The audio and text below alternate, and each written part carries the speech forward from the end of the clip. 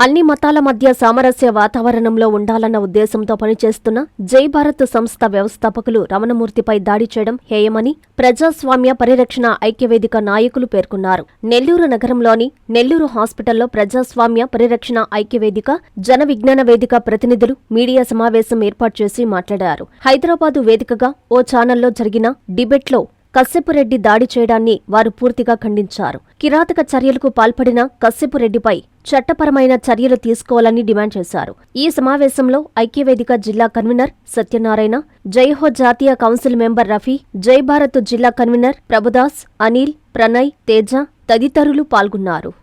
అందరికీ నమస్కారం.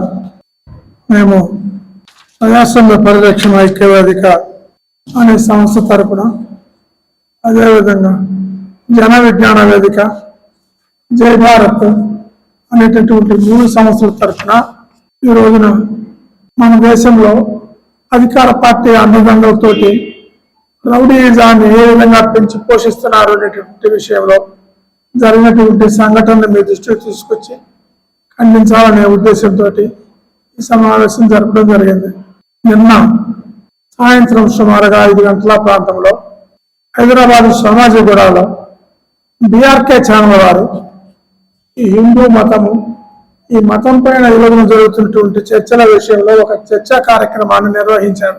ఆ చర్చా కార్యక్రమంలో విజయవిహారం రమణమూర్తి గారు, ఈ విజయవిహారం రమణమూర్తి గారు అనే ఆయన జై భారత్ అనేటటువంటి ఒక సంస్థను నడుపుతా ఉన్నారు. ఈ జై భారత్ సంస్థ మన ఈ 2 రాష్ట్రాల్లోనే కాకుండా ఇతర రాష్ట్రాల్లో కూడా సంస్థలను కలిగి ఒక దేశవ్యాప్తమైనటువంటి సంస్థగా తన కార్యక్రమాలను జరుపుతా ఉంది. జై భారత్ సంస్థకు సంబంధించినటువంటి ముఖ్యమైనటువంటి కార్యక్రమం, వాళ్ళ ఆలోచన ఏంటంటే ఈ హిందూ మతాన్ని వ్యాప్తి చేయాలనేదే వాళ్ళ కోరిక. అసలు హిందూ మతము అనేటటువంటిది, ఈ మతంలో ఇతర మతాల మీద ద్వేషము అనేటటువంటిది హిందూ మతంలో భాగం కాదని, హిందూ మతము ఇట్ సెల్ఫ్ అది ఒక లౌకిక సంస్థ, లౌకిక మతం అని, ఆ మతంలోనే లౌకిక తత్వం ఉందని, ఈ మతాలని వేరే మతాలను ద్వేషించటం అనేది హిందూ మతం లక్షణం కాదు అనేటటువంటిది వాళ్ళ ప్రచారంలో ఒక భాగం. అదేవిధంగా ఈ దేశంలో మత సామరస్యత పెంచకుండా, మత సామరస్యత వికసించకుండా ఈ దేశం ముందుకు పోవు అనేటటువంటి అభిప్రాయంలో కూడా వారు ఉన్నారు. ఆ విషయంలో ఎక్కడైనా ఎవరితోటైనా చర్చలకు ఆయన ఎప్పుడు కూడా సిద్ధం. అనేక ప్రాంతాల్లో, మారుమూల ప్రాంతాల్లో కూడాను మన 2 రాష్ట్రాల్లో ఆయన మీటింగులు జరుపుతూ ఉన్నారు. నిన్న జరిగిన చర్చలో ఆయన హిందూ మతం ఏంది, మతంలో అసలు ఈ మతోన్మాదం అనేది ఏ విధంగా లేదు అని చెప్పి ఆయన పరిశీలనగా ఆయన చెప్తా ఉండే దశలో దాన్ని సహించలేని మతోన్మాదులు హిందూ మతం పేరుతోటి ఆ మతాన్ని అడ్డుగా పెట్టుకొని రాజకీయాలు నడుపుతున్నటువంటి ఒక గోండాగిరి రాజకీయాలు నడుపుతున్నటువంటి వ్యక్తులు వీళ్ళు RSS కి సంబంధించినటువంటి సంఘ పరివార్ సంస్థగా ధర్మవీర్ సంస్థ అనే ఒక పేరుతోటి ఈ ధర్మవీర్ సంస్థ నాయకులుగా కశ్యపురెడ్డి అనే ఆయన చర్చలో పాల్గొన్నాడు. కశ్యపురెడ్డి ఈ చర్చ జరిగేటప్పుడు ఆయన మాట్లాడుతూ ఉండే టైంలో ఆయన చెబుతున్నటువంటి వాస్తవాన్ని గ్రహించలేక, ఆ వాస్తవాలు ప్రజల దృష్టికి పోవటం ఇష్టం లేక లేచి ఒక్కసారిగా ఒక ఉదిప్ని ఆయన మీదకు పోయి ఆయన ముఖం మీద గుద్దులు గుద్ది ఆయన్ని మాట్లాడకుండా చేయడానికి ప్రయత్నం చేశారు. ఈ అందరి నోటీసుకు నేను తీసుకోవాల్సిన విషయం ఏంటంటే ఇది మొదటి విషయం కాదు, ఇది చివరి విషయం కూడా కాదు. చాలా సంవత్సరాలుగా అసలు మనం అక్కడి దాకా కూడా అవసరం లేదు. మన దేశంలో అందరినీ మించినటువంటి మహనీయుడు మహాత్మా గాంధీని మించినటువంటి హిందూ భారతదేశంలో నాకు తెలిసి తెలియడు. గాంధీని, ఆ గాంధీలో ఉండే మత సామరస్యత లక్షణాన్ని సహించలేక గాంధీని చంపేసినటువంటి సంస్థలు ఈ సంస్థలు, గాంధీని చంపిన గాడ్సేని తోడుకునే సంస్థలు ఈ సంస్థలు. హిందూ మతానికి సంబంధించి అందరికీ తెలిసినటువంటి ఒక వాస్తవం ఏంటంటే హిందూ మతం అనేటటువంటి మతం భారతదేశంలో ఉంది అని చెప్పి ప్రపంచం మొత్తం దృష్టిని తీసుకొచ్చినటువంటి మహనీయుడు వివేకానందుడు. ఈ వివేకానందుడు అమెరికాలో జరుగుతున్నటువంటి అఖిల మత సమావేశానికి భారతదేశం తరపున, భారతదేశంలో హిందూ మతం తరపున హాజరయ్యాడు. హాజరయ్యి అక్కడ వచ్చినటువంటి రియాక్షన్ చూసుకొని ఆ పరిస్థితి చూసుకొని ఆయన అమెరికాలోనే కొన్ని నెలల పాటు అనేక సమావేశాలు జరిపి అమెరికానే కాకుండా ఇతర దేశాలు అనేక దేశాలు కూడా మన శ్రీలంక లాంటి దేశాలు అనేక దేశాలు కూడా తిరిగి హిందూ మతాన్ని గురించి ప్రచారం చేసిన ఆయన వివేకానందుడు అమెరికాలో అయితేనేమి శ్రీలంకలోనే అయితేనేమి ఆయన జరిపినటువంటి అన్ని మీటింగుల్లోనూ ఆయన చెప్పినటువంటి ప్రధానమైనటువంటి విషయం ఏంటంటే ఆయన ఒకటే చెప్పాడు, మీ మతాలకి మా మతానికి మధ్య ఒకే ఒక్క తేడా ఉంది. మీ మతాలు ఇతర మతాలను ద్వేషిస్తాయి, మా మతం ఏ మతాన్ని ద్వేషించదు. మీరు వచ్చి మా దేశంలో చూసుకోండి, హిందూ మతము ఏ మతాన్ని ద్వేషించదు, అది హిందూ మతం యొక్క లక్షణము అని చెప్పాడు. ఈ వివేకానందుని కూడా హిందూ మతంలో గొప్ప మనిషిగా పొగుడుతూ ఉండేటటువంటి హిందూ మతోన్మాద సంస్థలు ఆ విషయం కూడా తెలియకుండా ఉంటాయని నేను అనుకోను. దీన్ని హిందువుల్లో ఉండేటటువంటి మత లక్షణాన్ని, మత అభిప్రాయాల్ని మతోన్మాదంగా మార్చడం ద్వారానే మనం రాజకీయాలు నడపగలమని చెప్పి అనుకొని వీళ్ళు ఈ పనులు చేస్తూ ఉన్నారు. ఈ మధ్యకాలంలోనే అందరికీ తెలిసి కర్ణాటకలో ఉన్నటువంటి గౌరీ ఒక జర్నలిస్టు, ఆమెని పూణేలో ఉన్నటువంటి ఒక హేతువాదిని, అదేవిధంగా ఒక గొప్ప రైటరు మహారాష్ట్రలో శివాజీ కాలంలో మత సామరస్యత ఏ విధంగా వెలుగొందింది అని చెప్పి ఆయన చారిత్రక వాస్తవాలతో ఒక గ్రంథం రాస్తే ఆ గ్రంథంలో ఉండే వాస్తవాలను తట్టుకోలేక ఆయన్ని వీళ్ళ ముగ్గురిని ఒకే గ్రూపు ఒకే రకంగా దరిదాపు 1-2-3 సంవత్సరాల కాలంలో చంపింది. వాళ్ళ మీద చర్య లేదు. ఈ విధంగా వీళ్ళ మీద చర్యలు తీసుకోకుండా వీళ్ళని వదిలేయటం వల్లనే పిచ్చి కుక్కలను వీధుల్లో వదిలేసేస్తే పిల్లల పరిస్థితి ఏమవుద్దో ఆ విధంగా వీళ్ళని వదిలేసేసి ఈ సమాజాన్ని చీడపురుగుల్ని పెంచేటటువంటి కార్యక్రమం తీసుకొని ఉన్నారు. మేము ఈ 3 సంవత్సరాల తరపున ఈ జరిగినటువంటి ఇన్సిడెంట్ని, ఈ కశ్యప్ రెడ్డి చర్యని, విజయ రమణమూర్తి గారి మీద వారు చేసినటువంటి దాడిని తీవ్రంగా ఖండిస్తున్నాం. తెలంగాణ ప్రభుత్వం వెంటనే చర్య తీసుకొని ఆయన మీద క్రిమినల్ యాక్షన్ తీసుకోకపోతే ఈ కార్యక్రమం అందరం కూడాను అనేక సంస్థలతో కలిపి ఈ కార్యక్రమాన్ని పెంచాలని చెప్పి, ఈ నిరసనోద్యమాన్ని పెంచాలని చెప్పి కోరుకుంటున్నాం. ఈ పనులు ప్రజాస్వామ్యానికి పూర్తిగా వ్యతిరేకమైన పనులు. ఈ ప్రజాస్వామ్యం ఇప్పటికే మంటగలిసిపోయింది. ఈ విధంగా చూసి చూడనట్టుగా ఊరుకుంటే ఇది ఇంకా పూర్తిగా నాశనం అయిపోయే పరిస్థితి ఉంది. కాబట్టి దీన్ని ప్రజలందరూ కూడాను దేశించాలా ఈ పద్ధతులు లేనటువంటి మేము కోరుతా ఉన్నాం. అందరికీ నమస్కారం, మీడియాకు నమస్కారం. నా పేరు డాక్టర్ రఫీ. నేను జయహో జాతీయ కౌన్సిల్ మెంబర్ని.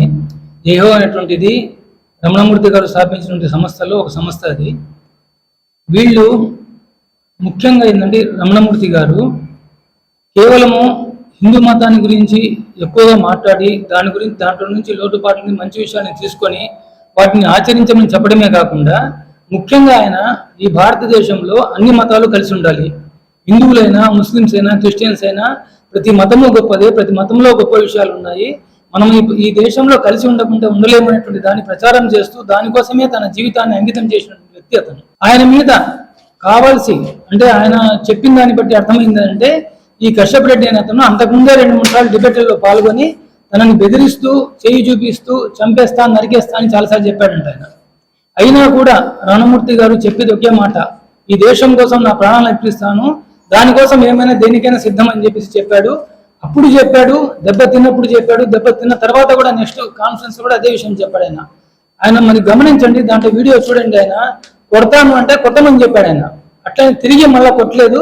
కొట్టేటప్పుడు పక్కన ఉన్నాడే తప్ప ఆయన రియాక్షన్ ఇవ్వలేదు. ఆయన సిద్ధాంతం గాంధీ సిద్ధాంతం, గాంధీ లాగానే దాన్ని బతకాలి, ఈ దేశాన్ని గాంధీ మార్గంలో నడిపించాలనేటువంటి సిద్ధాంతము ఆయన ఏ విషయం అయితే చెప్పాడో అదే విషయానికి కట్టుబడి ఉన్నాడు. ఆ విషయానికి ఇమీడియట్ రియాక్షన్ వచ్చినా సరే, సడన్ గా ఒక వ్యక్తి దాడి చేసినా సరే ఆయన దానికి కట్టుబడి ఉన్నాడనే విషయం మనము ఏ మాత్రం వీడియో చూసినా కూడా తెలుస్తుంది. కాబట్టి నేను అందరికీ చెప్పేది ఈ పత్రికా ముఖ్యంగా తెలియజేసేది ఏమంటే, ఈ దేశంలో ఇలాంటి వాళ్ళను వదిలేస్తే ఈ దేశం సర్వనాశనం అవుతుంది, కుల మతాల ఐక్యత దెబ్బతింటుంది, మన కాన్స్టిట్యూషన్ పోతుంది, రాజ్యాంగం పోతుంది, ప్రజాస్వామ్య విలువలు పోతాయి. కాబట్టి అందరం కలిసికట్టుగా దీన్ని ప్రతిఘటిస్తాము. ఈ చర్యను మనం ఉన్మాద చర్యగా చెప్దాము. ఇట్లాంటి వాళ్ళు ఈ దేశానికి మనం శిక్షించాలి వాళ్ళను.